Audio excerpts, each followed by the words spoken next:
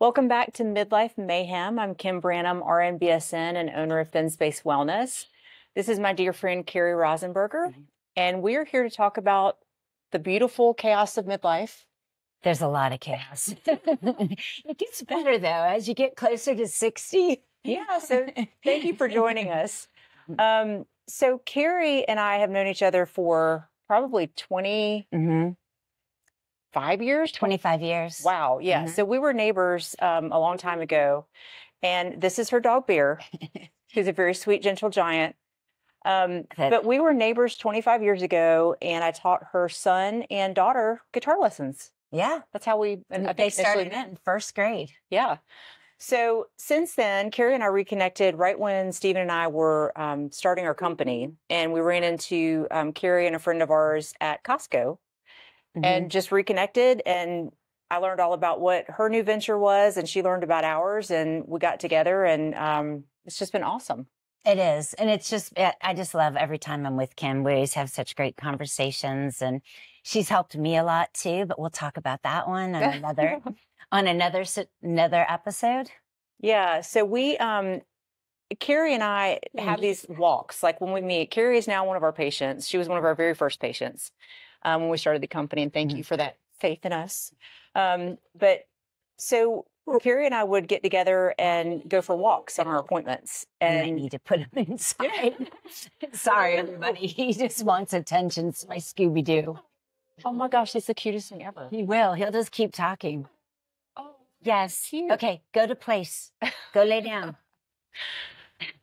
But anyway, so we would get together for these long walks and just talk and talk and talk. And I would always leave feeling just so relieved and just like so many of the things that I don't talk to other people about or think that other people wouldn't understand, you get. I do. A lot of it surrounding divorce. Like if you've seen the podcast on divorce. For those of you listening and not watching, it was just like a Turner and Hooch with this dog. It was so funny. I know. Okay, Bear. So, Kerry, will you tell us a little bit about what you do? Sure. Okay. Bear. This is terrible. Come on. You're going inside. See, Bear heard that we don't edit the podcast, so he just wanted to have his moment to shine. Go. But we're at Kerry's house today. Mo's inside doing his virtual schoolwork. And this is midlife, right? It's like, I just took Mo. I get Botox injections in my head, in my neck for migraine headaches. And so Mo had to go to my doctor's appointment with me to do that. So yeah, it's just midlife. You know, it's not children, it's the dogs. They're kind of like kids. Yeah, they are, especially one that weighs 135 pounds. Yeah, exactly. So tell us about what you do. I would love to.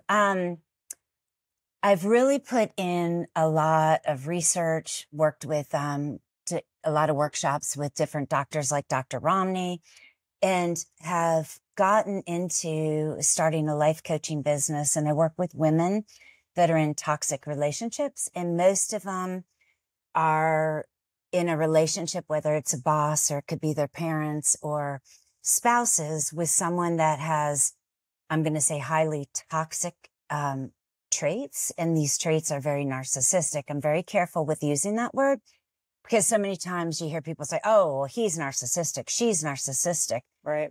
And unless you really understand what narcissistic abuse is, it's not a word just to throw out there because there's so much depth and understanding. There's a lot of dealing with emotional abuse, financial abuse, psychological abuse, verbal abuse.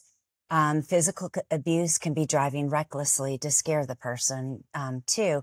So I work with people to be aware because a lot of times what's so hard about these narcissistic relationships, they aren't always mean, right?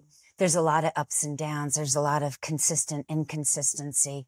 And when you get a lot of those ups and downs, you have moments that you feel loved, and then you have moments that what's going on? There's a lot of confusion. There's cognitive dissonance where you're getting two mixed messages, and it just leaves you into, well, maybe the problem's me. You know, maybe I'm the one that's doing something. And so we really work with awareness of what the truth is. What are their patterns? And it's important for us to learn our patterns too, because when we're in a toxic, abusive relationship, we can do patterns that aren't healthy for us, like being extreme people pleasers, right? Of always walking on eggshells, making sure, you know, we're trying to make them happy so they don't get explosive, or making sure that we keep peace, but we sacrifice ourselves. And a lot of times that takes us into survival mode and living in silence for a lot of decades. And that pain is pretty brutal. And that's where we can really lose ourselves after this goes long term, right? Yeah. And it's so important to understand first of what are narcissistic traits, right? And I'm not a psychiatrist, so I cannot diagnose somebody with narcissistic personality disorder. However, I'm very aware of what they have to be diagnosed, right? Never taking accountability, blame game, projection, grandiosis of always thinking they are entitled, better than everybody else. It can be Jekyll and Hyde, where what goes on at home is very different than what's in public. It's manipulation, gaslighting, belittling you, being in a relationship where you're never feeling heard or listened to, that you're never valued.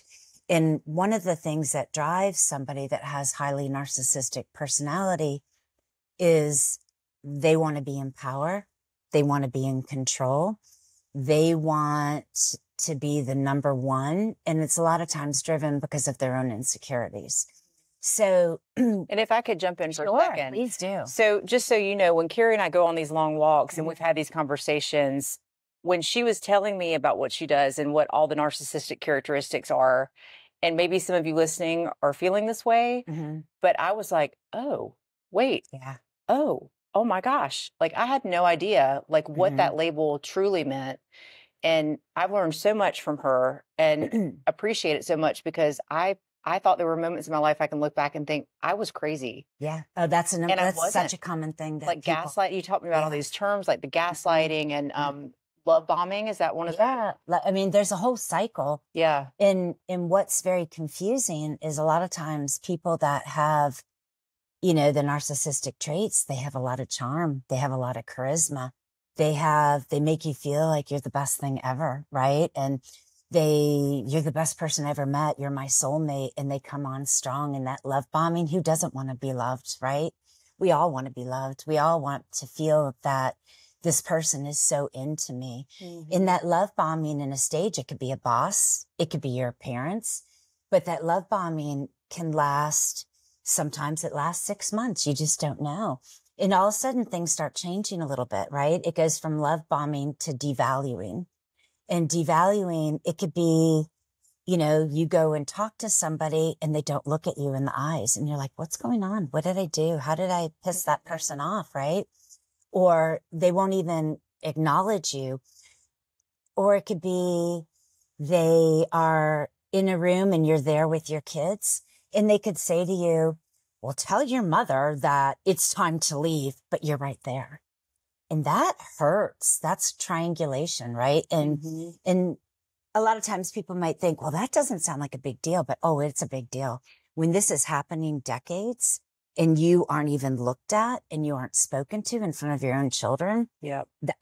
That's one of those silent pains in these relationships I don't think we talk enough about. And so you go from love bombing, devaluing, and then it goes discarding, where they want nothing to do with you.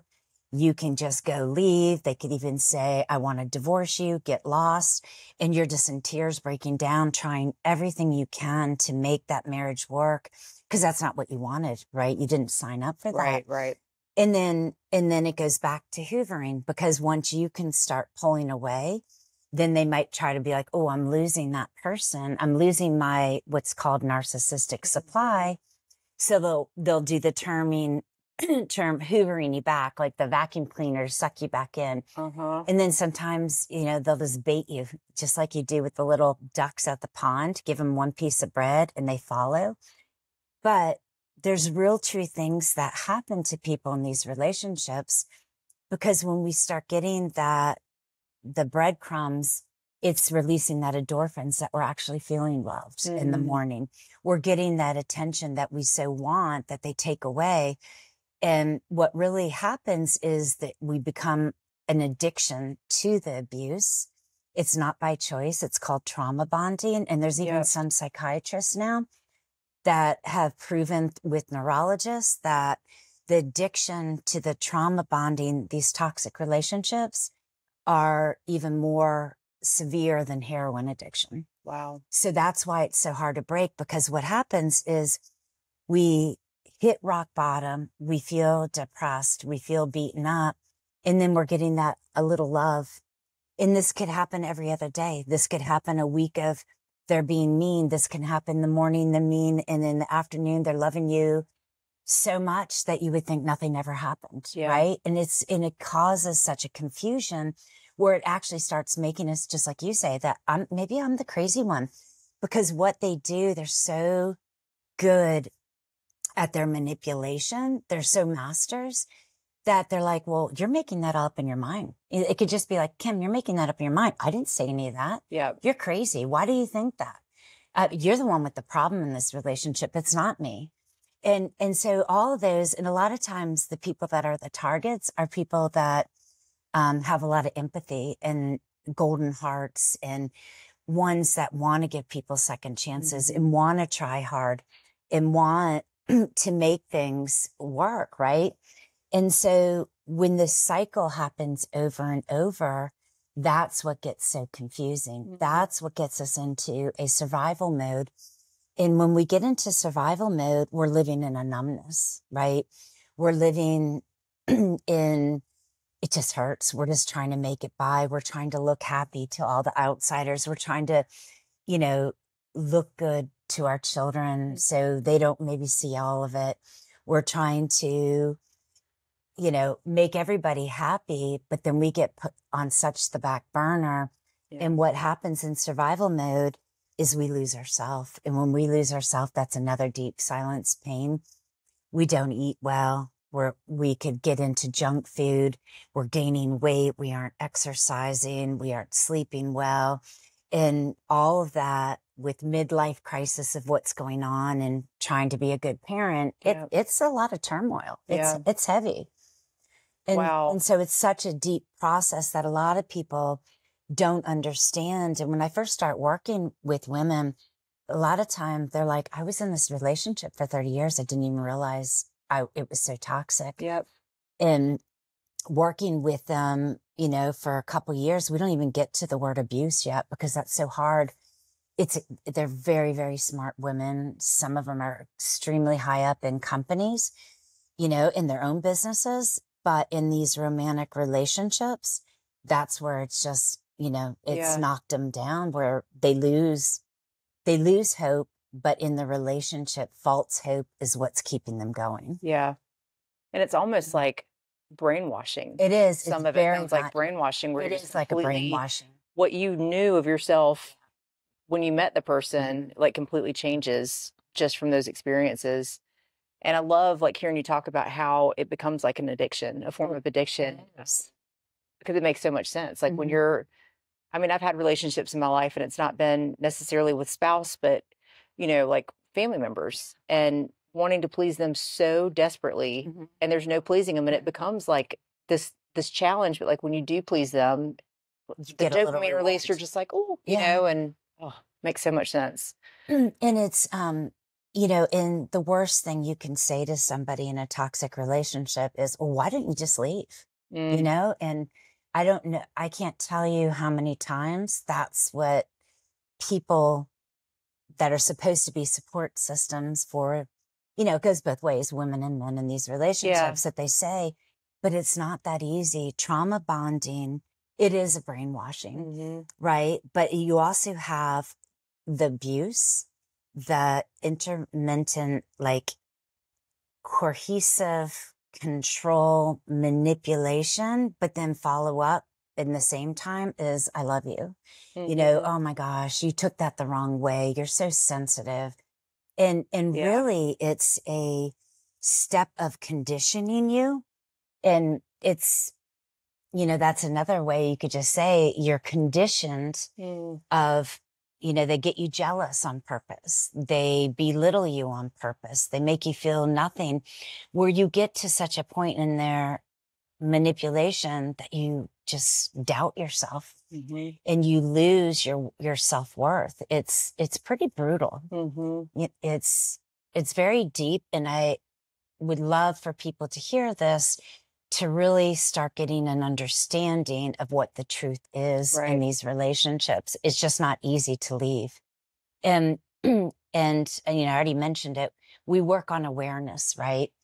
What is the pattern of the toxic person? And sometimes it's really good if you can keep tallies. You know, today I was, you know, belittled. I didn't know anything. I was worthless. You know, I was not seen.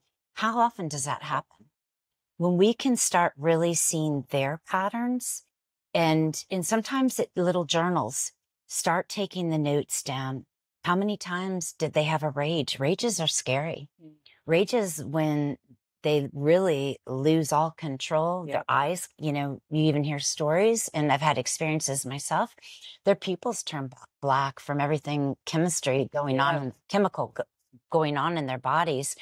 And their rages are scary. Even and their rages happen even when they aren't drinking. And that's, you know, that keeps you living in fear. And living in fear, living unloved, trying to prove yourself.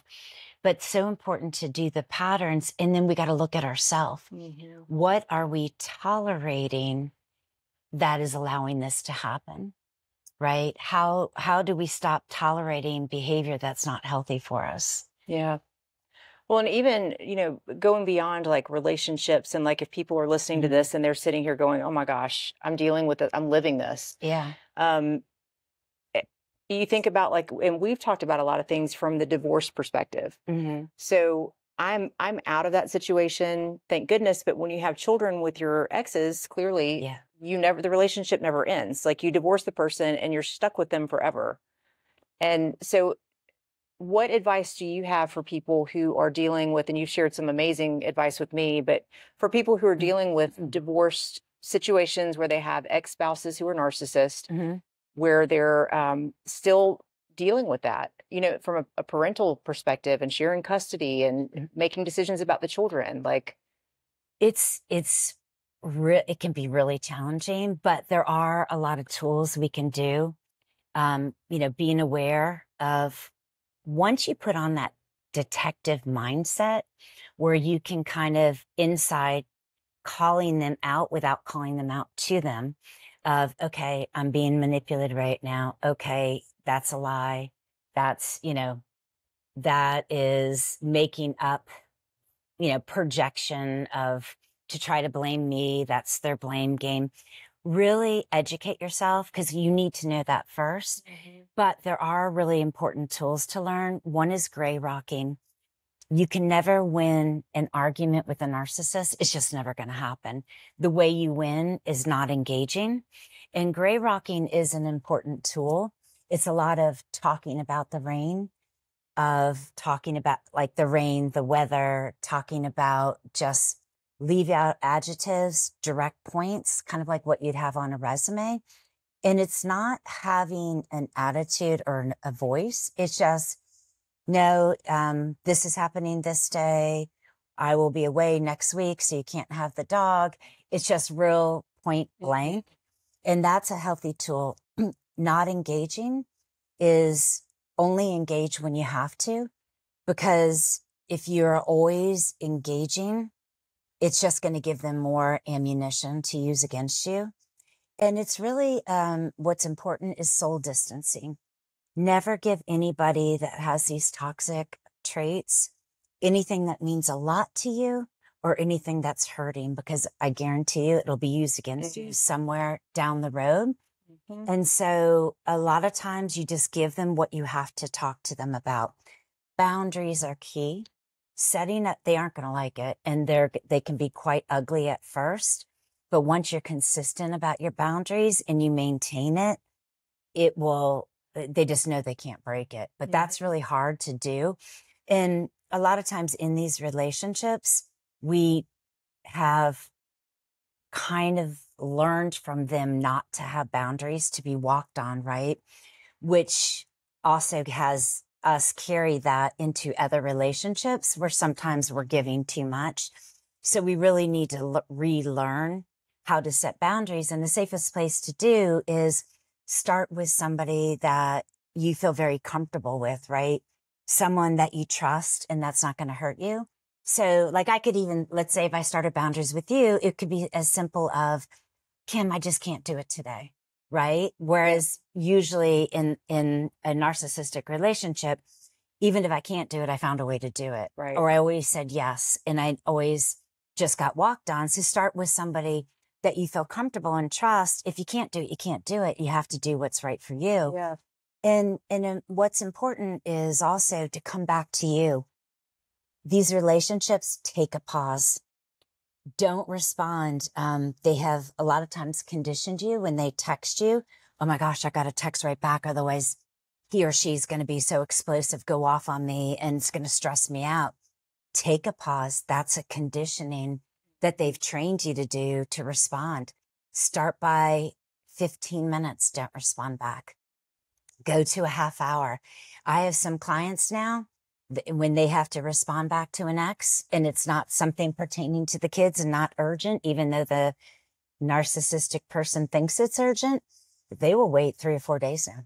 Yeah. And I'm so proud of them because that's such growth. Yeah. And they have cut so much contact. They have adult kids, so it's a little bit easier than kids that are, going back with parenting and custody. But that is huge, right? Or if you're going through a separation and the narcissistic person knows the only way, because you've done so well of going no contact, but they know the only way to get back to you is to make a fuss about seeing the dog and having the dog for a weekend, say no once in a while. If it doesn't work for you that weekend, it doesn't work for you. And so these are, to some people, it might sound easy. It's really hard to do at first, but the more you do it, the better it's going to be. And it's so important. And this can even go with a boss. I'm thinking of my clients that have had real narcissistic boss. I got to have this right now. I got to have this right now. They're calling them at 10 o'clock in the morning. They're sending texts at 6 in the morning. I was like, don't respond. You don't start working your day until 8:39. Yeah. Don't respond. If the house isn't literally burning down, don't respond. Yep. Because when we respond to that demand, we're putting gasoline into their car. Mm-hmm. Yeah, that makes so much sense. And, some of the things that you and I have talked about, like, because I've been divorced for a very long time from my ex-husband, and we do have a son together. But some of the, growing pains of having teenage kids, and it's something that I think I had a vision in my head of what my relationship with my ex would look like. And I'm learning this with my family, with my son, with different people. It's like these relationships aren't going to look the way I want them to. And I wanted so badly for my ex and I to be able to like co-parent and just do what's truly best for our son. And when I finally like got my mind around the fact that it was never going to be that way. It's not. It was never going to be that way. It couldn't be that way. But I kept trying to like force it to be like this amicable thing. And when I finally just took that pressure off and was like, you know what? This is what it is, and I'm just going to have to deal with it. And you helped me through a lot of those things, like really making sure that the boundaries were there, not losing my cool, biting my tongue a whole lot, and it really helped to kind of put things in perspective and accept that relationships change and that relationships aren't going to be what they should be in your mind. Like that's been such a thing for me this year, is like all the shoulds. But I love that, like, you can help people even in divorce. Like this is, Kerry works with people that not just that are in marriages or in relationships like this, but people that are still dealing with it, people that are on the other side of it, not dealing with the people, but just trying to heal so that they can have healthy relationships moving forward. And you have clients, did you say you have one in Australia? She has clients worldwide. Worldwide. Australia, I got Europe, Ireland, England, a lot in the West Coast, East Coast.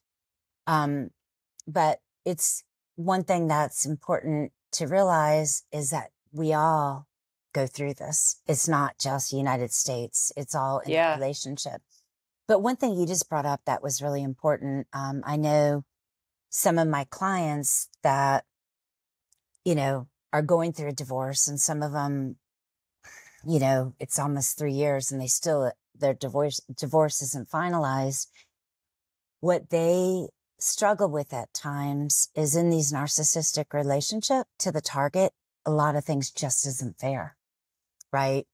The abuse isn't fair. The financial control isn't fair.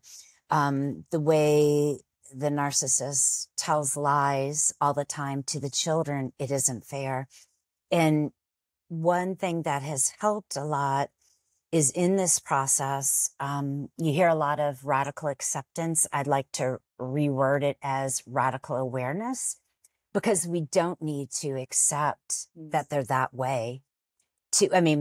Accept it as an awareness that they're that way. And even people like that has done decades of years of research on these personalities, even people like Dr. Romney will say they aren't going to change. It's very rare. And it's like a severe alcoholic that needs therapy to really do change, and something they have to work.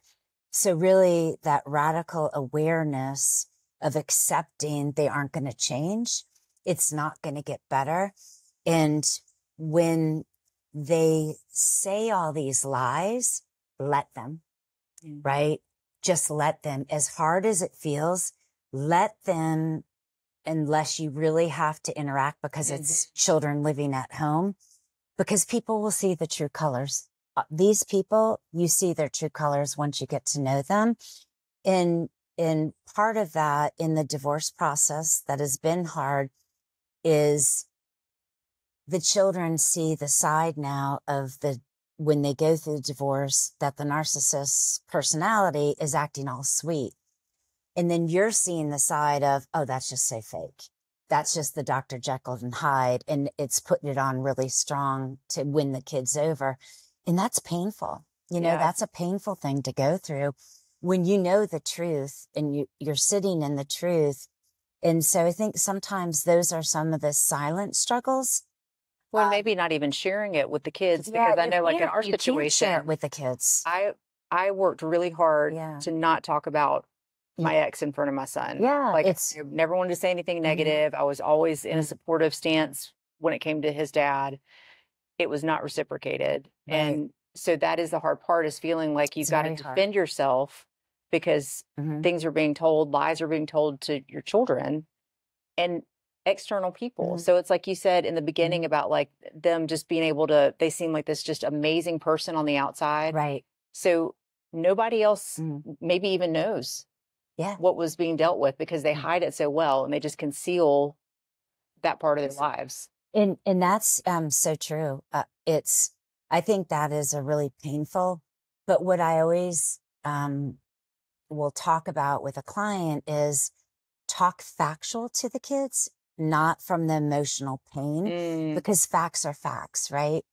Of, you know, if the dad or mom, because, you know, narcissistic personalities can be a men and women. I just don't want to be talking one way. The lies, you can talk facts of what really actually happened, but just ground yourself, take a pause and leave out the emotional when you're talking to the kids. But also we need to be gentle with ourselves. There are times we're going to break down, and there are times that things are going to feel just so unfair because of the manipulation of the narcissistic personality that we do break down sometimes in front of the kids. And that's okay too, because they need to see that we're human. They need to see, and not to be so tough on yourself. But when you can talk factual, it goes a lot longer way than they'll see the truth of what's coming from the other side. That is such a great point. Does that make sense? Yeah, it makes total sense. Because I feel like, it's like if you're quiet and you don't address to correct the truth, that can be harmful to the kids, because, you know, then you're not standing up for yourself, or, you know, you're not standing up for what they're being told. That makes a lot of sense. And it's important to stand up for yourself, but it's also important that the kids don't need to know every detail about the divorce. You know, it's between you and your spouse if you're going through the divorce. However, truth needs to be truth to some point. And where do you draw the line in the sand of what you share and what you don't share? And sometimes it just has to be, I'm thinking of a situation of another client where the soon to be ex is very well off, but wants to give nothing to his soon to be ex-wife, but he's telling the kids, I'm giving her everything, giving everything. And there comes a line of, what do you share and what you don't? Because the kids are hearing from the dad, oh, I gave your mom everything, I have nothing. But really the facts come to it's reverse, right? Yeah. So it's just, they're really, really hard. But the most important thing, I think, is to tell everybody, come back to yourself.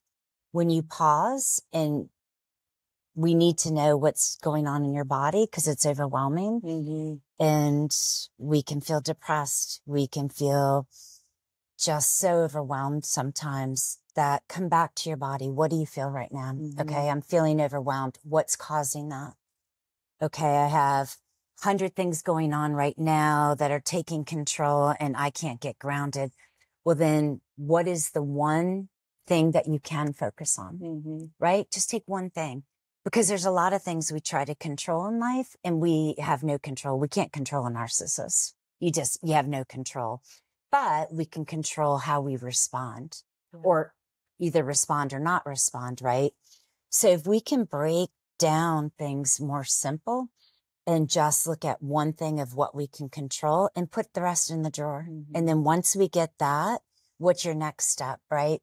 Instead of feeling so overwhelmed of it. Yeah. And come back to you. What do I need? I know with me, when I went through some really hard times, I put no focus on myself. That's when I gained so much weight and didn't work out, wasn't running.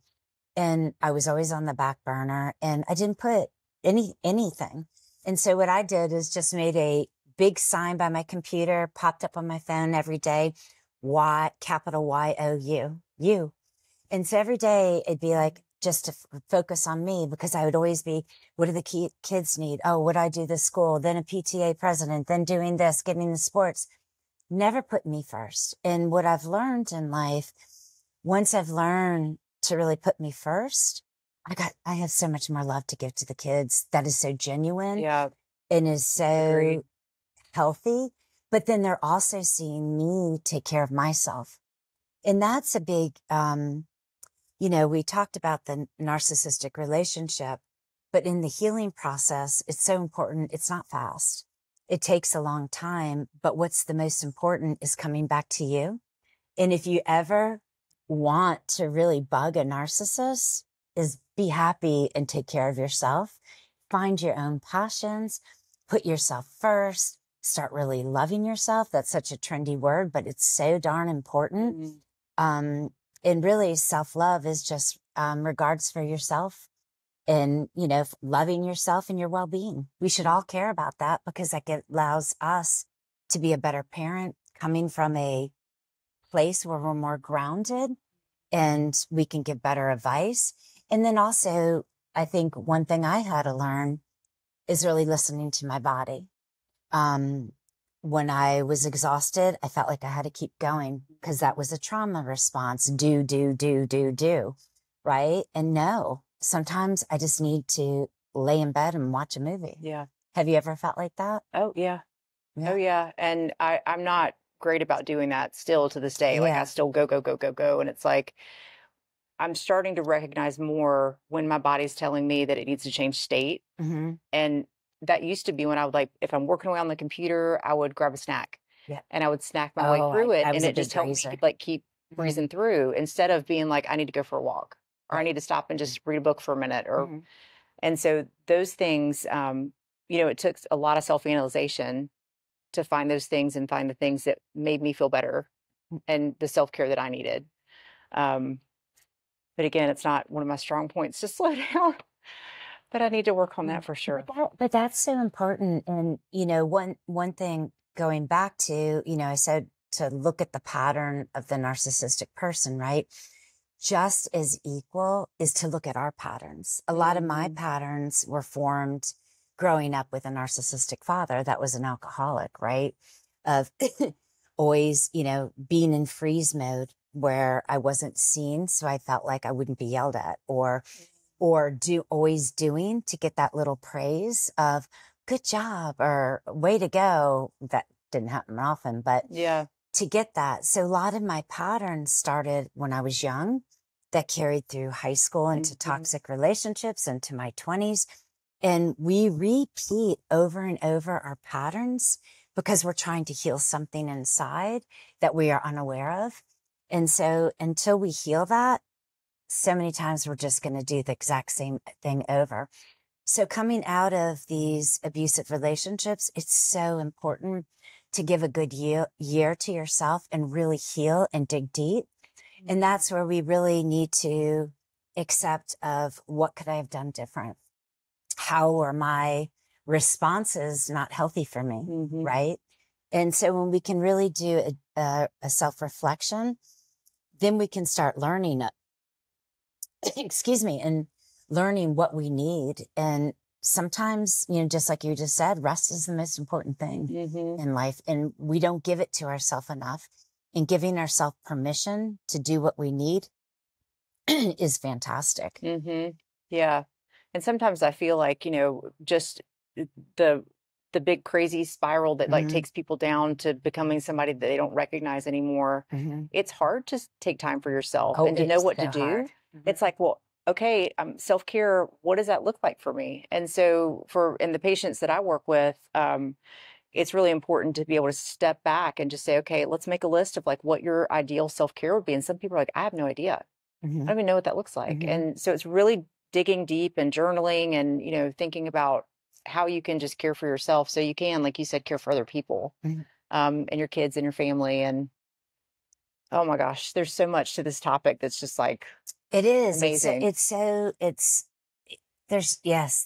so many levels. And self-care is, to me, self-love's an umbrella, right? And underneath it, you have self-care, self-worth, you have confidence, you know, everything that adds to that. And we're always evolving, even when we feel, you know, I've come so far, but I can still be triggered, right? You know, even when my dog wasn't doing well, it triggered me so majorly of, oh my gosh, I can't live without him, right? And it just took some really emotional things to work through on those days, but then it took me back to self-care. You know, it's okay to sit with this. It's okay to sit with sadness. Before I used to ignore it, avoid it, numb me, and not sit with sadness. But I think part of the healing process is it's okay to sit with it. It's okay to cry. Crying does amazing things for us. Yeah. Releases the endorphins. It releases stress. It reduces our cortisol. It, you know, just makes us feel better. But it all goes back to you need to do what's right for you. And that brings you to a healthier path of, you know, in life to follow. Yeah. And I think one of the things too that I want to point out before we wrap up is that this isn't just specific to husbands, wives, like you mentioned, bosses, children, friends, people that you have to interact with, business partners. I mean, the list goes on and on. Teachers, you know, relationships that you have with coworkers. So this stuff can impact any of those relationships, and they can all be traumatic for people. Very much. I think one of the biggest pieces of advice that I could give people who, if this is hitting on your heart, call Kerry. Reach out. She's seriously one of the most amazing women I know and has helped so many women, has helped me deal with situations where I didn't feel like I could get through them. So thank you for being my friend and for giving me advice and guiding me through some of this stuff and teaching me about all these things that made me feel like, okay, this is kind of something other people are experiencing. I'm not just alone. So that's one of the biggest things I think with people at divorce, whatever the situation is that they're dealing with, you feel so alone. You do feel alone. And in midlife is so crazy. It's so crazy that you're so busy and spread thin, taking kids everywhere and, making dinner and working and all these things that we do, that you just don't take care of yourself in that way. And sometimes you need help. Mm-hmm. You just need the help. So I will definitely put Kerry's information in the show notes so that you can check that out and reach out to her. And what's the best way to get you? Is it email? Email. You can go onto Instagram, DM me through there. Oh, yeah. If you're on social media and you have Mm-hmm. not seen Kerry's stuff, it is amazing. Like every day I see it, it just fills my heart. Like it just makes me so happy and motivates me. So definitely check that out. I'll put those in the show notes as well for social media. Kerry is going to be back. She's allowing me to interview her about things that we've done together from the medical wellness side. So she will be back. This is not the last time that you'll see Kerry. So, well, thanks for having me. This is awesome. And just remember, knowledge is empowerment. So if you have a feeling that something's not right, it's not right. Dig deeper. If you met somebody and how did you feel after you left? If they made you feel uncomfortable, that's a huge red flag. Pay attention to your red flags. They tell you a lot. Your body tells you everything. Yeah, such a great point. Well, thank you. Hope you guys have a great week. We will see you next Wednesday on Midlife Mayhem. Yay!